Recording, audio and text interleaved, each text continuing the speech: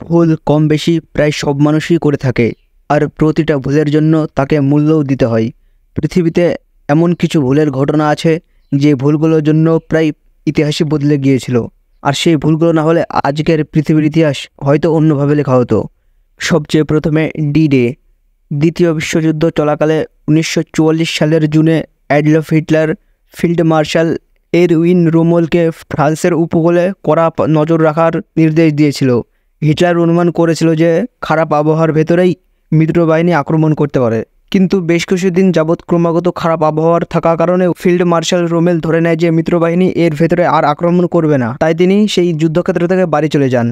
6 June রোমেলের স্ত্রীর জন্মদিনের সময়ে মিত্রবাহিনী ফ্রান্সের উপকূলে আক্রমণ করে এবং রোমেলের নিয়ন্ত্রণে থাকা প্রায় 5টি ঘাঁটি মিত্রবাহিনী দখল করে নেয়। আর এই জন্যই 6 জুন পালন করা হয় ডি ডে বা জার্মান দখলমুক্ত দিবস হিসেবে। নাম্বার 2, হিরোশিমায় বোমা। দ্বিতীয় বিশ্বযুদ্ধের শেষের দিকে নাৎসি বাহিনী যখন যুদ্ধক্ষেত্রে একের পর এক পরাজয়ের শিকার হচ্ছিল, ঠিক এই সময় মিত্রবাহিনী জাপানকে আত্মসমর্পণের জন্য অনুরোধ করে। তখনকার জাপানের প্রধানমন্ত্রী কান্তারো সুজুকি এর জবাবে মিত্রবাহিনীর কাছে এক বার্তা পাঠান, আর তাই জাপানি শব্দ মুকুসাটসু ব্যবহার করেন তিনি। জাপানের মুকুসাটসুর বিভিন্ন অর্থ হয়, কিন্তু বলা হয় যে তিনি মুকুসাটসু ব্যবহার করে বোঝাতে চেয়েছিলেন যে তাদের প্রস্তাব নিয়ে তিনি গভীরভাবে চিন্তাভাবনা করছেন। কিন্তু এখানে বলা হয় যে সেখানে তারা অনুবাদ ভুল করেন এবং যার অর্থ দাঁড়ায় যে জাপান তাদের প্রস্তাব প্রত্যাখ্যান করছে, এবং এর কারণে 6 আগস্ট মিত্রবাহিনী জাপানের হিরোশিমায় পারমাণবিক বোমা ফেলে দেয়। Number 3, Titanic. টাইটানিক ডুবে যাওয়ার ঘটনা জানে না এমন মানুষ খুঁজে পাওয়া যায় না। 1912 সালে এটি ছিল বিশ্বের সবচাইতে বড় জাহাজ।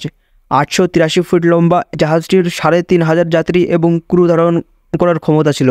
জাহাজটিকে যারা নির্মাণ করেছিলেন সেই প্রতিষ্ঠানটি এই জাহাজটি কোনোদিন ডুববে না সেটি বলেছিল, কিন্তু প্রথম যাত্রাতেই জাহাজটি কানাডার নিউ ফাউন্ডল্যান্ড থেকে 370 মাইল দক্ষিণে একটি আইসবার্গের সাথে ধাক্কা খেয়ে যায় এবং ডুবে যায়।